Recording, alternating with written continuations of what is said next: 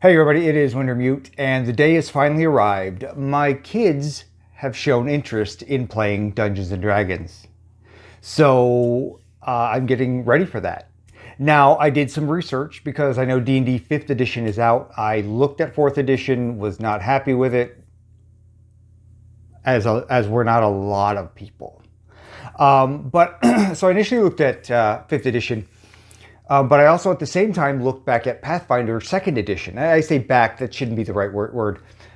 Because I know 5th edition is a little newer. 5th edition Dungeons and Dragons is the progenitor of a lot of other things and is in fact the progenitor of Pathfinder. Though traditionally I've always enjoyed Pathfinder more than the D&D systems. So I went with Pathfinder 2nd edition. I think it's a better game overall. I think it's a little cleaner with the rules. I think my kids will enjoy it better. I think I'll enjoy running it better.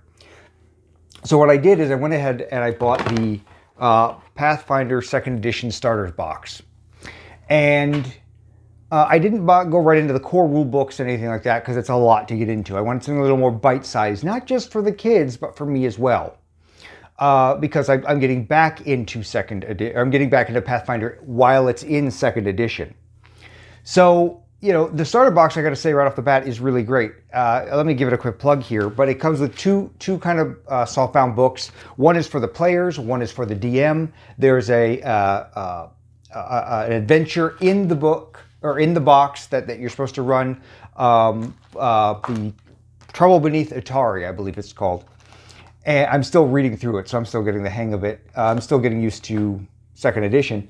But, so you've got that initial adventure, and it comes with a nice laminated fold-out map to go across the, double-sided, to go across the whole table as you're playing.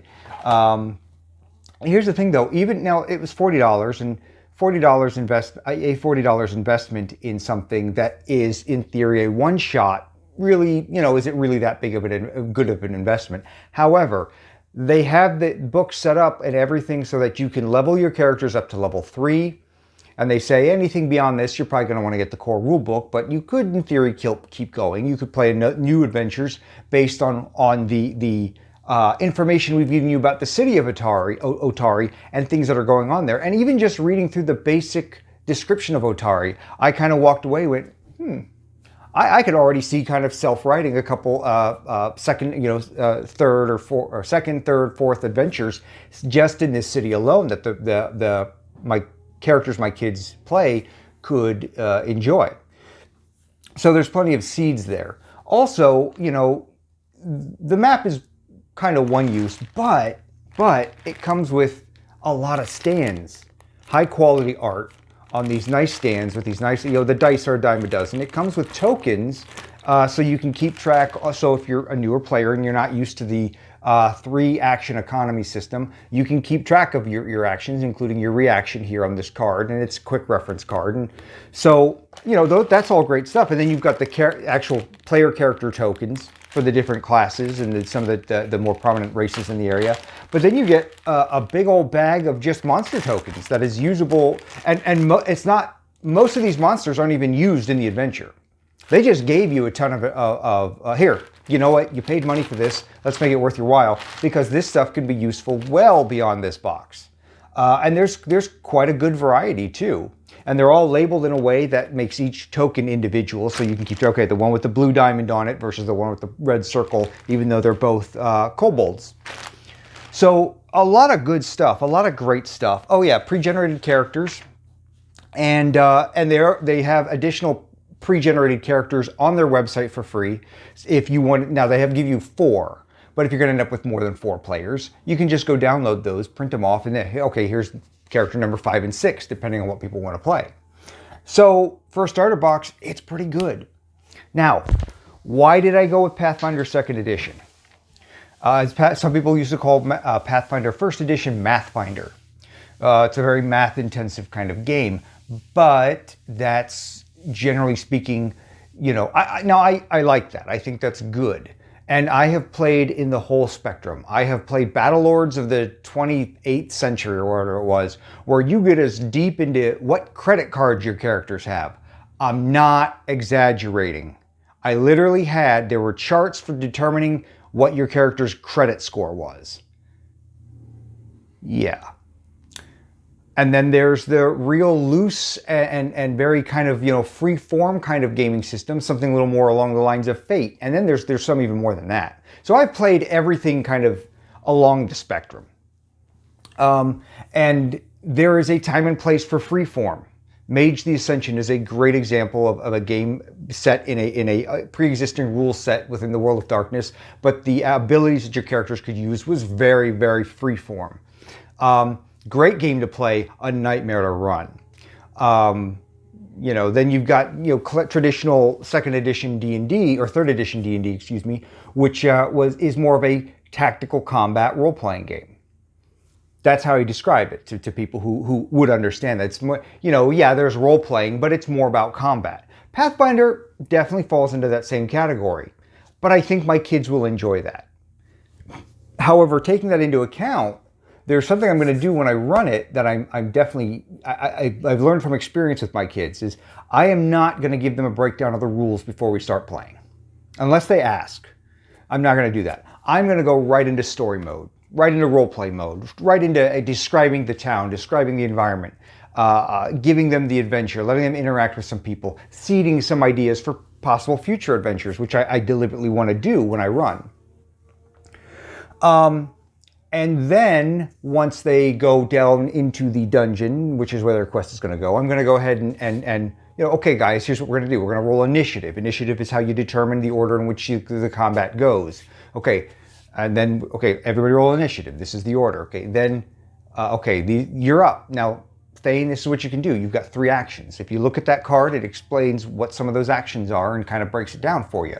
You've got the giant rats over there, the traditional giant rat as your first fight over there. Now, if you do this, you can, and I'm gonna wait to get to those moments to explain it, which I think is a better way to explain it to kids and get them engaged, because they're already mentally engaged, hopefully, within the world. So the rules become, okay, great, we'll just figure that out as we go, but we can have some fun fighting and fighting some monsters, and we had some fun role-playing with some people and things like that.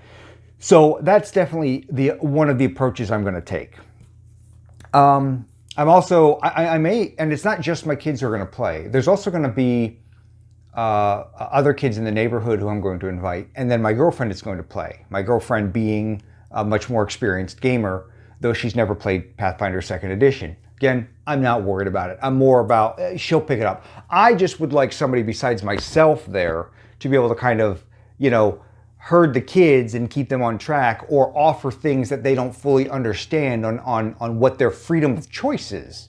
While Pathfinder is a lot of rules to govern how you do things, you still have a lot of freedom of choice. And as a DM, you always got to kind of be ready for that, and the kind of things that get thrown at you.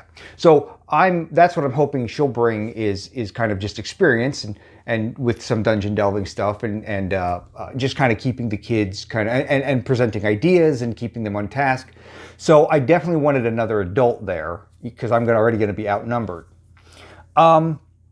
So that's the plan. That's the goal. And I'm really excited for this. I'm excited to be back into Pathfinder 2nd Edition. I'm going to look for a game online for like virtual tabletop and those sort of resources in which I'll be able to kind of play with a different group and get a regular game up and running, and hopefully eventually get a game that I can put on the channel itself. At this point, I'm really excited. I'm really happy that the kids have shown some interest. Now, one thing I'm also going into this with is a understanding that they may, at the end of the first game session, go, "Dad, I'm not really into this. I mean, I get it, and they probably will get it, but that's no guarantee they're going to enjoy it.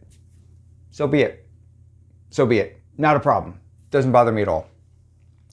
At least they tried, and that's the big thing. And sometimes they will play board games that I know I enjoy, that I think they'll like, and then they end up not liking it. So, okay, well, so be it. And then other times they end up playing a board game that I didn't think they'd like, but they do show some interest in, and they do like it. So you never can tell. They may or may not like it. I've also got a little bit of apprehension about some of the kids in the neighborhood. Some are a little much more mature, some a little bit less so.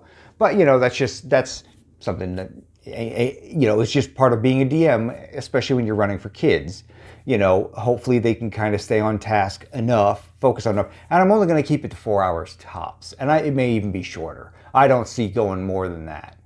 And I always think back to when Plaid Hat Games put out Stuffed Fables. They also put out a video for how to run games with kids. And I think that's great stuff to go watch at any time for any type of game you're playing with kids, be it a tabletop RPG or a board game. It doesn't matter. Even video games, sometimes the kids just lose focus. It's just, especially if it's a little bit more of one, it's a fun game, but it's also like Smash Brothers can get repetitive. It's like, okay, well, we're playing the same characters over and over. Let's go do something else for a little bit. And sometimes it's good to take a break. Even if me as the adult, I'm excited, I can stay focused, I can keep going. Kids are different. So sometimes they need to just stop, go outside and play for a bit. So I'm definitely going to keep, those are key things that I need to keep in mind. To start with the role playing first, keep it under 4 hours, and remember that they're just kids. They may not like it, they may not enjoy it, they may never want to play again. So be it. But at least it was something we tried together as a family, and that's part of why I'm excited. And I'm hoping they do enjoy it, and I'm hoping this is something we can continue to do together. So I just wanted to share this with anybody who's interested. So for right now, though, this is Wintermute out.